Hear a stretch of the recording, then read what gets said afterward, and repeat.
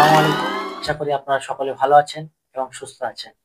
আজকে একটি নতুন বিষয় নিয়ে আমরা আলোচনা করব। বিষয়টি হচ্ছে অ্যালার্জি কিভাবে হয় এবং তার প্রতিকারের উপায় কি আছে? সেই সম্পর্কে আমাদের মূলত আলোচনা।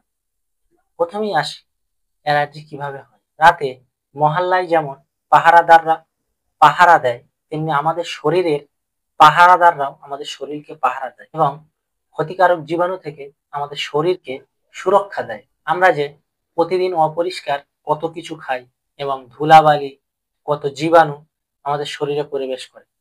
কিন্তু আমাদের শরীর অসুস্থ হয়ে পড়ে না এই পাহারাদারদেরই কল্যাণে। এই পাহারাদাররা ক্ষতিকর জিনিসগুলোকে ধরাও পাকড়াও করে একেবারে নিশ্চিহ্ন করে দেয়। আমরা এটা টেরই পাই না। এটাই হলো আমাদের রোগ প্রতিরোধ ব্যবস্থা। তবে এই পাহারাদারগুলো সবসময় নিখুঁতভাবে কাজ করে না।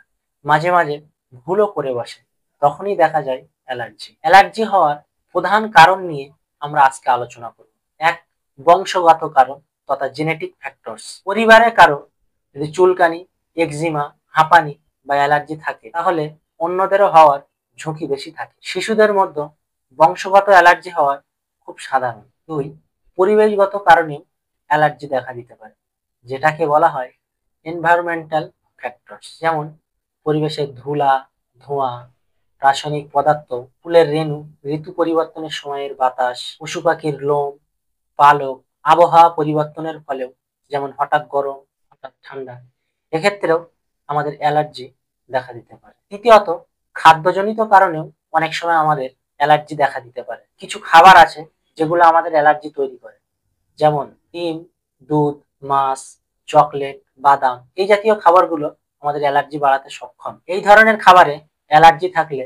খাওয়ার পর ফুসকুড়ি, চুলকানি, ডায়রিয়া ও শ্বাসকষ্ট দেখা দিতে পারে। চার, কেমিক্যাল ও কসমেটিক ব্যবহারের ফলেও অনেক সময় অ্যালার্জি দেখা দিতে পারে।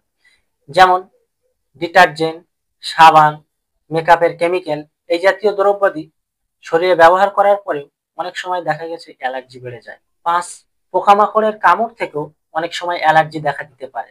যেমন মৌমাছি, বোলতা, পিঁপড়ার কামড়ের ফলেও অনেক সময় অ্যালার্জি দেখা দেয়। এতে শরীর ফুলে ওঠে, লালচে দাগ শরীরের ভিতরে তৈরি হয়। 6 নম্বর, দূষণ ও ধূমপান করার ফলেও অনেক সময় অ্যালার্জি দেখা দিতে পারে। গাড়ির ধোঁয়া, ফ্যাক্টরির গ্যাস, সিগারেটের ধোঁয়া শ্বাসতন্ত্রে অ্যালার্জি ও হাঁপানি বাড়ায়। এবারে আসা যাক হোমিওপ্যাথিতে অ্যালার্জির চিকিৎসায় ভালো কি কি ঔষধ আছে। প্রথমত, হোমিওপ্যাথিতে অ্যালার্জির চিকিৎসা রোগীর শারীরিক গঠন, মানসিক অবস্থা ও উপসর্গ অনুযায়ী ঔষধ ভিন্ন ভিন্ন হয়ে থাকে। তবে কিছু গুরুত্বপূর্ণ ঔষধ হলো: 1 নম্বর, এলিয়াম সেপা, প্রচুর হাঁচি, নাক দিয়ে পানি পড়া, চোখ দিয়ে পানি পড়া, চোখ জ্বলে, এই সমস্ত ক্ষেত্রে অ্যালিয়াম সেপা খুব ভালো কাজ করে। 2, সাবাডিলা, হুলা, ফুলের গন্ধে হাঁচি বেড়ে যাওয়া, নাক গলা খুব চুলকায়, এই সমস্ত ক্ষেত্রে সাবাডিলা ঔষধ খুব ভালো কাজ করে।